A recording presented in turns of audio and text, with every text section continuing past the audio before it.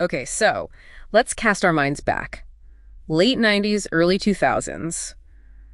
You almost can't not think about The Matrix, right? Oh, absolutely. And that whole red pill, blue pill thing, it wasn't just, a cool movie moment. It really plugged into something. It did. This sort of cultural feeling, maybe, questioning what's real. Yeah, exactly, is what we see, really. And that feeling, that question, that's kind of our jumping off point today. We're diving into this really interesting book, The Matrix ou le mythe de la vérité.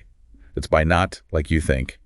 We'll just call her Naht. Right. And just to be clear, this isn't your standard film studies deep dive, is it? No, not really. We're taking a bit of a different angle. Naht isn't just like looking for hidden symbols in the movie. She's using it more as a lens. Exactly. A lens to look at this, frankly, pretty radical idea she has. Yeah. Which is, what if that very drive, the urge to find the real world like Neo does? Yeah. But what if that's the trap? Whoa.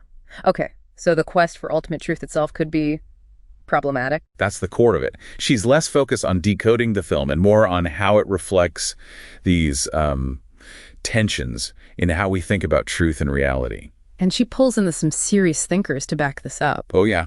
It's quite a lineup. You've got Nietzsche, Spinoza, Lacan, Marx, Deleuze and Guattari, Zizek. Even Darwin gets a mention. So a real philosophical workout. Definitely. It's a rich mix, and we want to give you a feel for this quite provocative argument today. Okay, let's unpack that central argument then. Not saying the desire to escape illusion for the real creates this binary thinking. Pretty much. Illusion versus reality. Yeah. Oppression versus liberation. Inside versus outside. Yeah, these neat little boxes. Which feels counterintuitive, right? Because wanting truth, wanting freedom, that seems like the good thing to do, the obvious goal. It absolutely does. It feels natural, positive, but not really pushes back on that duality itself. How does she connect that to some of those thinkers you mentioned, like Deleuze and Guattari? Right. So think about their idea of territorialization. The Matrix, you could say, is a territory. It's a system. It captures and organizes desire. Okay. Yeah. Makes sense. So the obvious move, the heroic move, is to escape, deterritorialize, get out. Go to Zion, the real world. But Naht says, not so fast. Exactly. Using Deleuze and Guattari, she'd argue that going to Zion isn't true escape. It's what they call reterritorialization. Reterritorialization. Yeah. So moving from one territory to another. Yeah. You're just shifting from one system of control, one way of organizing life and desire to another one.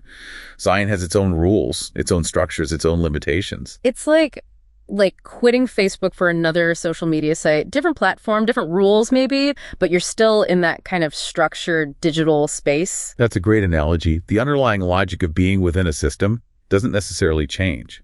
So the focus shifts. Maybe the problem isn't just the specifics of the Matrix being bad, but the very belief that there's some pure, perfect outside that solves everything. Which ties into Zizek, maybe. I know he talks a lot about ideology and fantasy. Precisely. Zizek would likely argue that the ultimate fantasy, the biggest illusion, isn't the Matrix itself.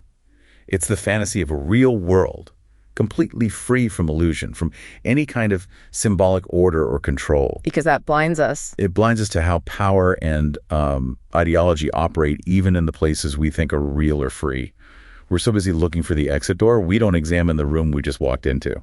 And then there's Lacan. How does language fit in? Well, Naht uses Lacan to explore how this deep yearning for an absolute truth, like a final answer, it's all bound up with language itself, with a symbolic order. Meaning the very tools we use to chase truth are part of the structure. Kind of. It suggests this quest for some ultimate objective truth outside of our symbolic systems might be, well, potentially endless, like chasing your own tail, in a way. Okay, this is starting to feel a bit heavy, maybe even a little bleak. Yeah, it can feel that way. Because if seeking the exit, if taking the red pill just leads to another kind of system, another trap, then what? What's the move? That's the million-dollar question, isn't it? It feels like a paradox. Are we just supposed to stay plugged in, accept the illusion? Yeah. And this is where Naht introduces her alternative. It's this concept she calls creation immanente. Creation immanente. Okay, break that down. Immanent, meaning within. Exactly. So instead of this constant search for a truth outside or escaping to somewhere else, the idea is to ditch that whole binary, that either or thinking. And focus on what? Focus on acting, creating, experimenting, changing things right here, right now, within the situation you're in. So transforming reality from the inside rather than waiting for some grand escape or revelation. Precisely. It's about making, doing, shifting possibilities in the present without needing that promise of a perfect real world waiting somewhere else. Recognizing the power you have within the current setup. That really flips the script on the usual hero narrative, doesn't it? It absolutely does. Neo has to leave the Matrix to fight it.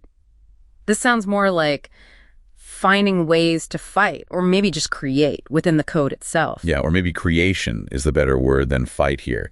And it definitely connects to certain readings of Nietzsche, you know. Oh, so? Well, the whole idea of affirming this life, the one we have, with all its messiness and ambiguity, creating your own values, your own meaning, without relying on some transcendent guarantee, some true world beyond this one. So taking responsibility for creating meaning here, rather than just searching for a prepackaged truth somewhere else. Exactly. It puts the onus on us. Be active creators, not just passive seekers. Yeah, it's definitely a challenging idea. It really pushes against that deep need most of us have for certainty, you know? Oh, absolutely. That comfort of believing there's a final solid answer out there if we just look hard enough. This view kind of pulls that rug out. It does. And for anyone listening who finds this kind of thinking intriguing, Naht's book obviously goes way deeper into all these connections. She really weaves together these thinkers, Deleuze, Zizek, Nietzsche, Lacan, in a fascinating way around this central theme. It sounds like a really stimulating read, even if it challenges your assumptions. Definitely thought-provoking. So maybe the big takeaway, inspired by Naht, is this. Maybe the first move towards real liberation isn't about distrusting the illusions around us, but actually becoming a bit suspicious of our own intense desire for that one big capital T truth that we think will solve everything. That's a really powerful way to put it. Distrust the desire for the cure-all truth. Yeah. Which leaves us, and you listening, with a pretty big question to chew on, doesn't it? How can we really invent or create freedom if we're always just waiting for some external truth to come along and grant it to us? Yeah. What does creation look like if you're not waiting for permission from reality? Something to mull over for sure.